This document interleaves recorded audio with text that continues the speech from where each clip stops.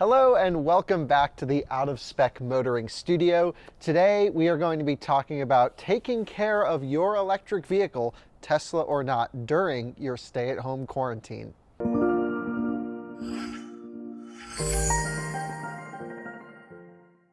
Now, many places are under a stay-at-home order due to the virus that is spreading, and that means you will not be out driving your electric car.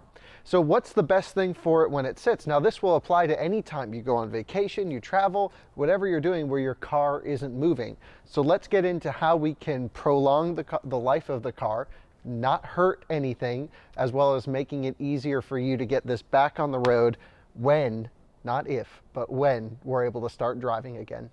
Now, most of my viewers either own Teslas or are interested in them, so we are going to start talking about how to care for your Tesla's battery pack when it sits for a while.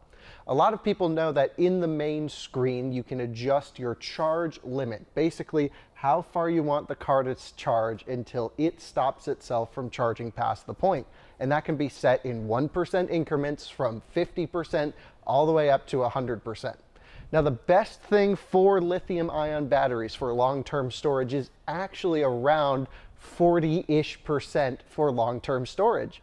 You don't want to overcharge them, you don't want to leave them dead. They like to be right in the middle. And because the pack has some buffers and things like that, 40% is really closer to around 30-ish, 35% on the screen. So with the Tesla, you can't set them to go that low.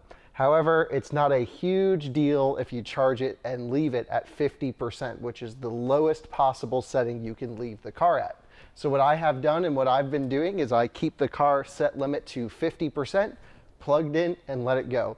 Now, if for whatever reason I need to go somewhere, that's still about 125, 150 miles of range. It's plenty to get me to my next supercharger. If for whatever reason my whole town decides to blow up and I need to go somewhere, that's still plenty of range. However, for the most part, the car is just going to be sitting around. Now, what happens if you don't own a Tesla and you own another electric vehicle? Well, typically, and Volkswagen Audi Group products are good, so if you have an e-tron or Taycan or something like this, you can actually set your charge level.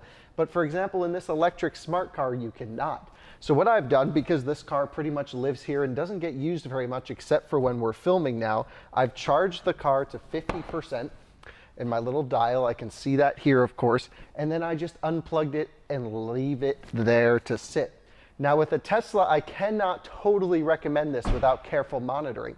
A lot of people have heard stories about families who have gone on vacation in their Tesla, left it parked at the airport parking lot, and then it ran out of charge. And that exact scenario is what's called phantom drain or phantom loss. It's essentially battery power that is just evaporated into thin air. But what's actually happening is the car is never truly off and disconnected. It's always trying to connect to your cell service so you can check on it on the app. It has battery pumps keeping things at temperature, could be keeping computers active so it doesn't have to boot up every time you get back. And so Teslas typically have the most amount of phantom drain within the first 24 hours after a drive. And then if you don't check into it on the phone, or it's just sitting out there and nothing happens to the car, you'll typically lose about 1% a day or so. Once the car goes into what's called deep sleep, it could be almost 1 or 2% per week, but it's always going to lose something.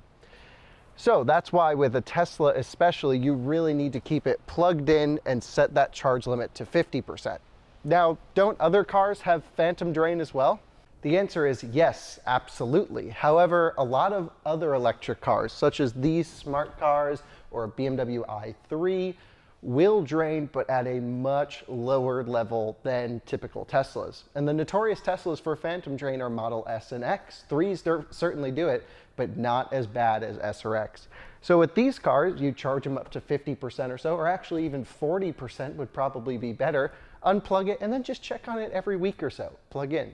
Now, if you own a Tesla Roadster, you definitely want to make sure you're monitoring that car's battery pack. Because if you don't, you'll be calling Gruber Motor Company in Phoenix to restore a bricked battery.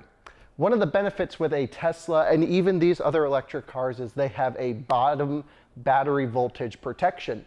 that basically says when the battery reaches 0, or whatever its dangerous level is, it turns off all the high voltage systems so nothing more can be drained out of there. Unfortunately for roadsters though, there is no such protection, and the battery can actually go into self-destruct itself if it goes all the way down. Although that is a unique case, and most roadster owners do know about this problem.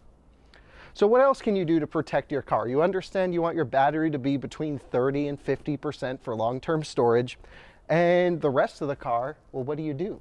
Well, there's really not much more to worry about with an electric car. One thing that I have learned from experience is do not leave your food takeout in the car, because it will stink and it's so hard to get that smell out. So make sure you pull all of your old food out of there, and make sure you do cycle the interior. You don't want to keep everything just closed, especially if it's moldy in there, or I should say damp in there. It could get moldy. So maybe every couple weeks, just go out, run the climate control, open up the doors, get some fresh air into the car, because if you leave a car sitting too long, it could get really disgusting.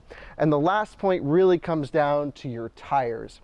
Tires are known to get flat spotted after sitting for a long time. Now, I'm not sure how long this stay-at-home order is going to last, but I would probably bump up your tires to 45 PSI, maybe even 48 or so, just so it doesn't create a groove at the bottom. Now, it's not the end of the world if this happens. You may just notice some bumping as you start to drive for the first 30 or 40 miles until you reheat up the tires and they reshape themselves into circles. But that is really about it. They also actually make tire guards. I'll leave a link in the description, as well as our other favorite products on Amazon that will keep your tires from flat spotting for long-term storage.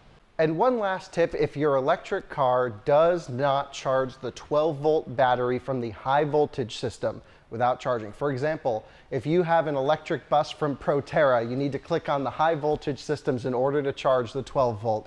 Make sure that you are keeping that 12-volt either on a trickle or not. But however, most modern EVs do not have this problem anymore. So thanks for taking the time to learn about how to take care of your electric vehicle during long-term storage. I hope everyone stays safe. And there's one last point I'd like to bring up. If you've parked your car with bug guts and stuff all over it like I have, and you don't have paint protection film, especially if this car's in the heat, bird poop, bug guts will all eat itself into the paint.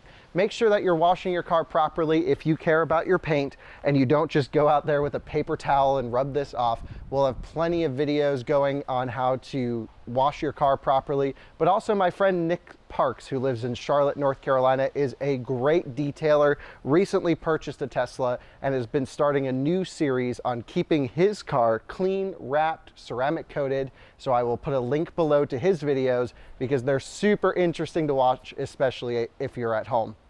And without much more to say, leave comments down below. I'll answer them if you have any questions. My email is kyle@outofspecmotoring.com. And our friends at EvanX have recently changed their tagline, added new products to their store. So please go take a look at evanx.com. Some people say EVNX, I say EvanX. Please correct me one way or another. But they're really good people. They have some cool products. And maybe we'll see a few coming on this car in the future. All right, we'll see you guys later on. Have a good one. Stay safe.